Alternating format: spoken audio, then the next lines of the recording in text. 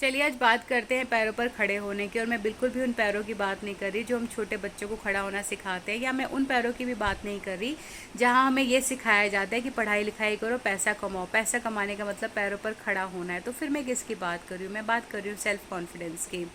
कि यदि मुझे गली के कोने पर जाना है तो मुझे 5 साल के भाई को साथ ले जाने की ज़रूरत ना पड़े। वो बात अलग है कि हम ये कहते हैं तुम्हारी सुरक्षा के लिए। मुझे नहीं लगता 5 साल का बच्चा मेरी सुरक्षा के लिए, उल्टा मुझे उसकी सुरक्षा करनी पड़ेगी, लेकिन शायद मैं कर ही ना पाऊँ क्योंकि मेरे अंदर वो सेल्फ़ कॉन्फिडेंस नहीं है।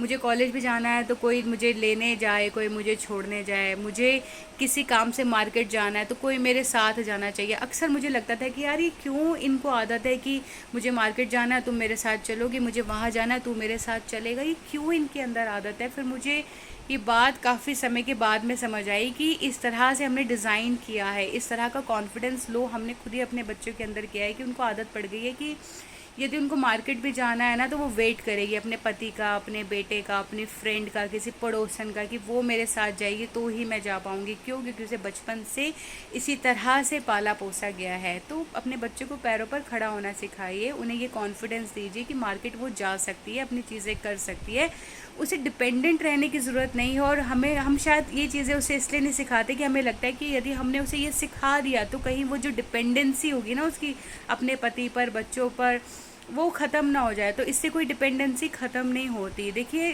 किसी पर डिपेंडेंट रहने का मतलब होता है उस पर बोझ बन जाना।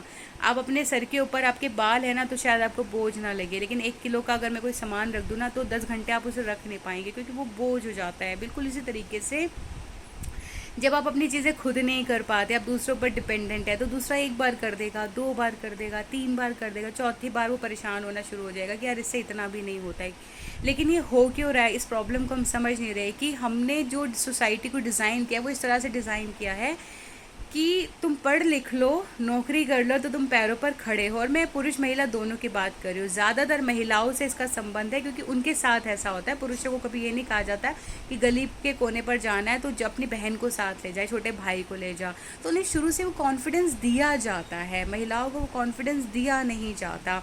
और जो महिला ये बात नहीं मानती तो उसे कहा जाता है कि तो बात नहीं सुनती। वो बात अलग है कि उसके अंदर वो सेल्फ़ कॉन्फिडेंस है, वो चाहती है कि अपने सेल्फ़ कॉन्फिडेंस को अच्छा करे। और जब हम अपने बच्चे को खुद ही इस तरह से पैर होते हुए हैंडीकैप बना देते हैं, फिर हम कहते हैं कि अरे यार तुम्हारी तो डिपेंडेंसी है। पति कहता है अरे तुम तो बहुत डिपेंडेंट हो, तुमसे तो ये काम नहीं होता, पहले मैं ऑफिस जाऊँ फिर घर आकर तुम्हारे काम करूँ, तुम्हें साथ लेकर जाऊँ, क्या तुम ये काम नहीं कर सकती हो? तो बजाय कि बात समझने के कि हमें किस तरह से सोसाइटी को डिज़ाइन करना चाहिए, हम क्या कर रहे हैं? हम ये सोच रहे हैं कि पैसा कमाने का मतलब पैरों पर खड़ा होना। वो भी है, वो भी बहुत ज़्यादा ज़रूरी है, सशक्त होना बहुत ज़्यादा ज़रूरी है, लेकिन उससे भी ज़्यादा आपको वो पैसा कमाना है, किस तरह से यूटिलाइज़ करना है, किस तरह से आपको अपनी चीज़ें करनी है, क्या डिसीजंस आपको लेने हैं, किस तरह से आपको प्लानिंग करनी है, किस तरह से आपको परिवार को चलाना है, ये भी पैरों पर खड़ा होना होता है। तो ज़्यादा नहीं तो एटलीस्ट अपने काम आप खुद से कीजिए, अपने आप से सीखिए। और यदि आपको नहीं आ रही, आपकी डिपेंडेंसी है तो ठीक है, कोई बात नहीं, अपने बच्चों के अंदर वो आदत डालना शुरू कीजिए ताकि बच्चे डिपेंडेंट ना हो। क्योंकि एट दी एंड मैं आपको यही कहूँगी, डिपेंडेंसी जो होती है वो एक तरह का बोझ होता है। कोई भी इंसान किसी भी रिश्ते में किसी भी तरीके से किसी का भी बोझ ज़्यादा समय तक नहीं उठा पाता।